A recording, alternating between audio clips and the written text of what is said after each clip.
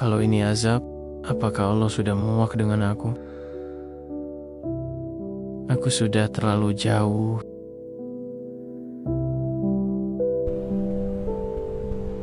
Saudaraku, masalah hidup sering beriringan dengan keterjerumusan dalam dosa-dosa, hingga keterpurukan terasa sebagai azab, bukan lagi ujian. Bagi siapa saja yang merasa dosanya sulit diampuni, maka perhatikanlah kisah berikut ini. Kisah taubat pembunuh 100 jiwa. Kisah ini diriwayatkan oleh Imam Bukhari dan Muslim.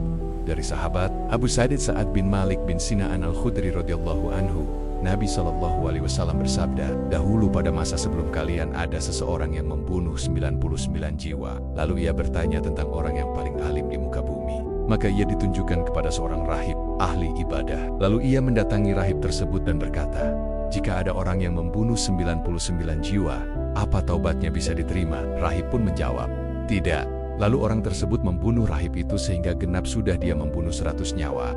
Kemudian ia kembali bertanya tentang orang yang paling alim di muka bumi.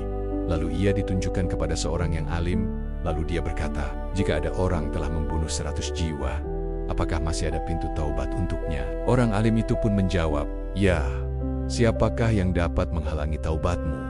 Tinggalkan negeri maksiat itu dan pergilah ke negeri ini, karena di sana terdapat sekelompok orang-orang saleh yang menyembah Allah Subhanahu wa Ta'ala. Sembahlah Allah bersama mereka dan janganlah kembali ke daerahmu, karena daerahmu itu daerah yang buruk.' Laki-laki ini lantas pergi menuju tempat yang ditunjukkan oleh orang alim tersebut. Ketika sampai di tengah perjalanan, maut menjemputnya.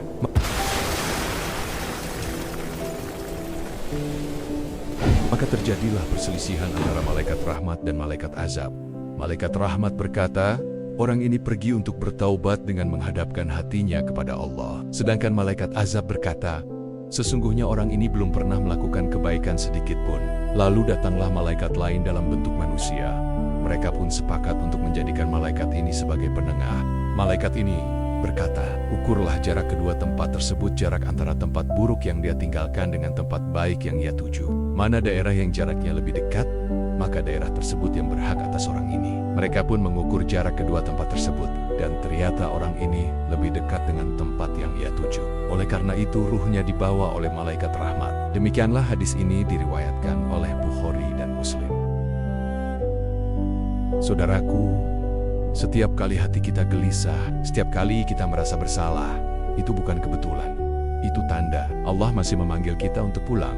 Bukan kamu yang menemukan Allah, tapi Allah yang tidak pernah berhenti mencarimu. Kisah ini bukan sekadar cerita masa lalu, tapi cermin untuk kita semua.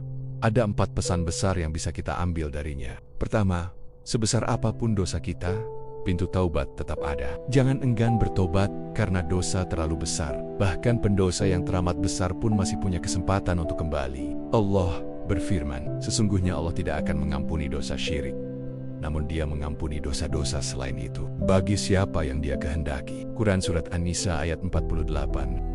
Kedua, hati yang merasa bersalah lebih mudah kembali. Orang yang bermaksiat, tapi hatinya gelisah, itu tanda ada iman dalam hatinya. Yang paling sulit bertaubat bukan yang banyak dosa, tapi yang tidak merasa bersalah sama sekali.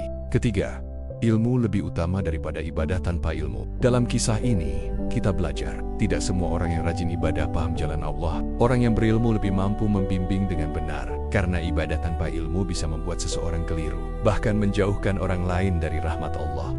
Keempat, taubat harus diikuti perubahan lingkungan. Dan pesan terakhir, orang yang benar-benar ingin bertaubat harus berani berubah.